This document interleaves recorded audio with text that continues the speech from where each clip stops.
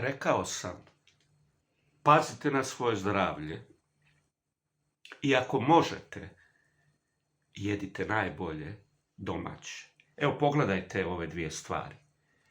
Ovo mi je donio Dragan iz Velike Gorice i to se zove ciganski grah.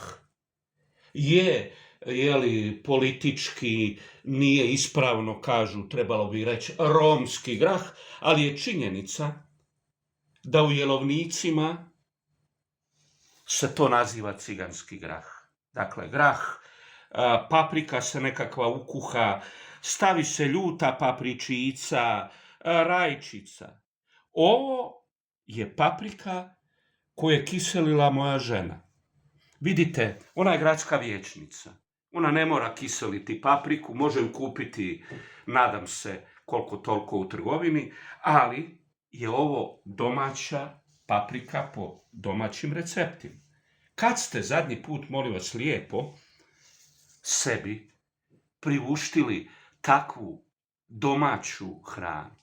Ciganski grah, paprika domaća i, već sam pričao o tome, gospođa mi je jedna iz Slavonije poslala i domaće krastavce. Vidite, to je život.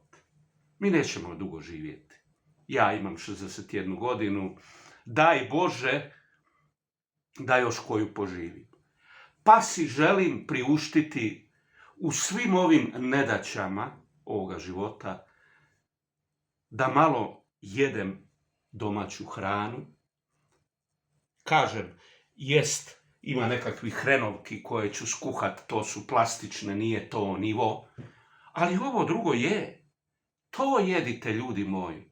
Probajte si priuštiti, jer i onako je jad i bijeda. Evo, pogledajte, svako jutro ja u nekih 6:30, evo, razdanilo se malo, pomrakači, radim i videa i trudim se i tako dalje. I trudim se da vam dam nekakav savjet.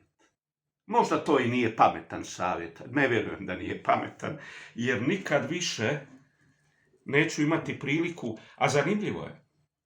Taj ciganski grah sam prije mjesec dana dobio iz Međimurja, nisam uopće znao da postoji. Tako vam je to u životu. Do 30. godine nisam bio u Rovinju, pa sam od 30. svaki dan skoro u Rovinju. Kažem, koliko sam samo poželio tih papričica, zaboravio sam kad je moja pokojna baba to radila, jel? Izgubio sam taj okus.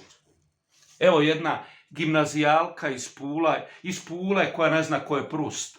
Prust je govorio u nekim godinama, ja osjetim taj okus, taj miris iz djetinjstva. To je to. Kao što je nekad moja baba radila papričice, sad ih ja, ponovno mi se vraća u glavu i kažem, ljudi, pazite na svoje zdravlje i uživajte, jer ga nikad više nećete imati.